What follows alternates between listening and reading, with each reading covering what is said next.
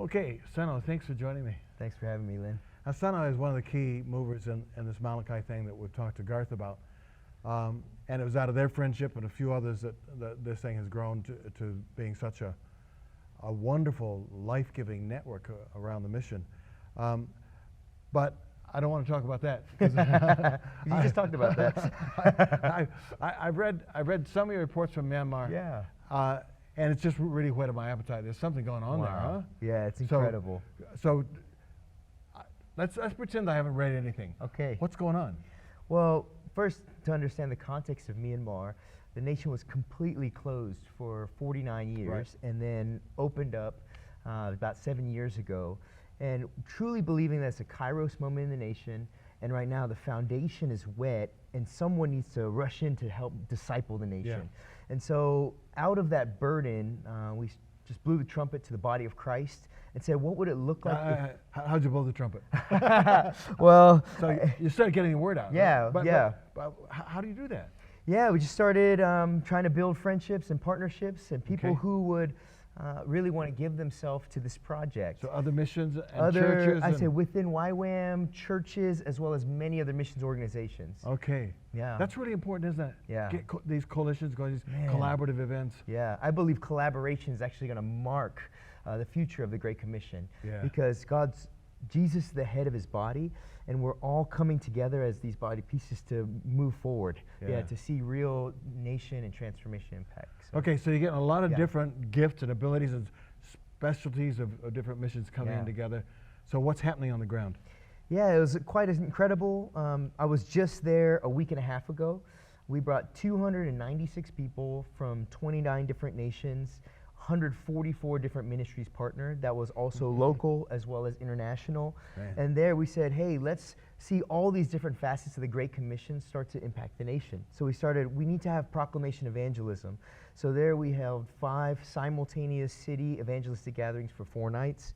About 50,000 people heard the gospel. Is that right? Yeah, some of these Wow. gatherings were 95% non-believer, and there was such a hunger to come to know Jesus and an outbreak of miracles. I think we counted over 800 miracles Now, during that time. a lot of people who've grown up in churches and have developed the Western world never seen anything like that. Yes. All they've ever worked with is people who don't want to know. Well, people who think they know, so they don't want to Yes. know more. That's a whole different world, isn't it? It really is. I remember when we were there, we were with this one people group called the pato, and they're historically very difficult. But you know what? We went to their village, and 150 of them gathered, never heard about Jesus, never heard about the church. And as we just started to share the simple gospel, you wouldn't believe how big their eyes got, how tears started to stream down Is their that face, right? and how they wanted to come to the saving knowledge of Jesus. It was incredible. Now that, fantastic, because that's not just a big crusade where people think, oh, I'll put my hand up, is it? Yeah. I mean, that's real heart stuff. Yeah, it was in their own backyard. Yeah. It was in their own backyard. Why do you think so many miracles? I mean, again, Yeah. we've seen the big Billy Graham evangelistic Yeah. events with lots of people giving their lives to the Lord, and it's been fantastic for that era, but didn't see miracles in those. Yeah. Why do you think it's happening? Well, I think there's a couple things. I think first, the nation has been really oppressed, and God Yeah. is the God who always hears the cry of the oppressed. And as these cries have gone up, God is meeting them in compassion and mercy. I think that's first. I think second, there's the book of Acts tells us when there's a public proclamation of the gospel, he wants to accompany it with signs, wonders, and miracles. Yeah, yeah. Signs and wonders and miracles not in themselves, but they point to Jesus. Yeah. They point to his love, they point to his compassion, and not only does he want to forgive their sins, but he wants to heal their body. Yeah, a sign or wonder, a healing, a miracle. Yeah. Then it's not just another message, is it? Because people Yeah. get all kinds of messages and all kinds of philosophies. Yeah. But if there's a power behind it, Yeah. I mean, that's what Paul wrote, didn't he? It is. I wasn't with you with great wisdom and sharpness of speech, but I was with you in Yeah. weakness, but at power. Absolutely. And My where there weakness, was, God's power. Yeah, and where there was a proclamation of the gospel, there was a demonstration of the kingdom that Yeah. accompanied it. So what do you think? Let's project forward 10 years. Yeah. What do you think the outcome of all this is going to be? Yeah, my hopes and desire would be that Myanmar would become a great Christian nation. Yeah. Myanmar would become a mission-sending nation. that Myanmar, as they have been blessed, as all these people have been flooding in, that they would be a blessing to not only Yes. the surrounding nations, but to the nations of the earth.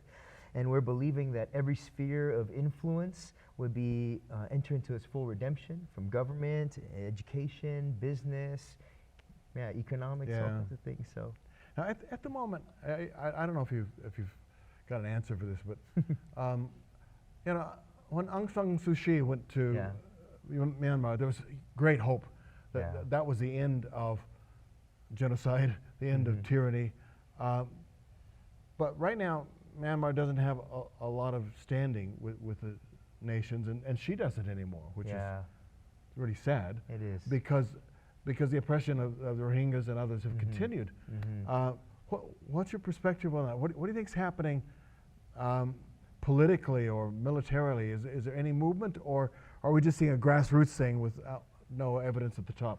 Well, I think on a few different stages, as the nation has opened up, they are truly trying to establish a democracy, but it's quite fragile still. Yeah.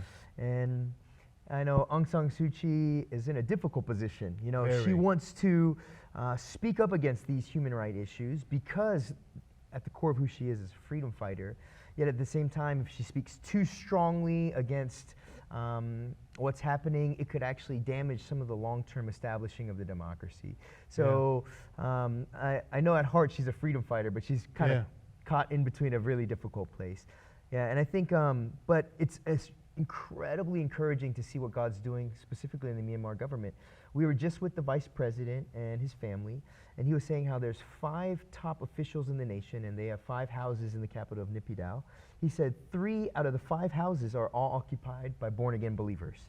And he said that you wouldn't imagine 20 years ago anyone with as a Christian or even with a Christian name could ever be in government. But he's saying now 10% or more of the parliament are all professing born-again believers. So what seemed impossible even less than 2 decades ago, God is turning the tide, and all these the standard of righteousness is rising in the government. So that's very encouraging. That's great. Thanks for this glimpse into Myanmar. Yeah. I think it's fantastic. And you guys, it's just, there's so much evidence that often when we're from Christian background nations, we don't see. Places like Mongolia and here in Albania, you know, just nation after nation after nation that during our time was considered to be unreachable, closed, you know, couldn't get it. They're just being transformed.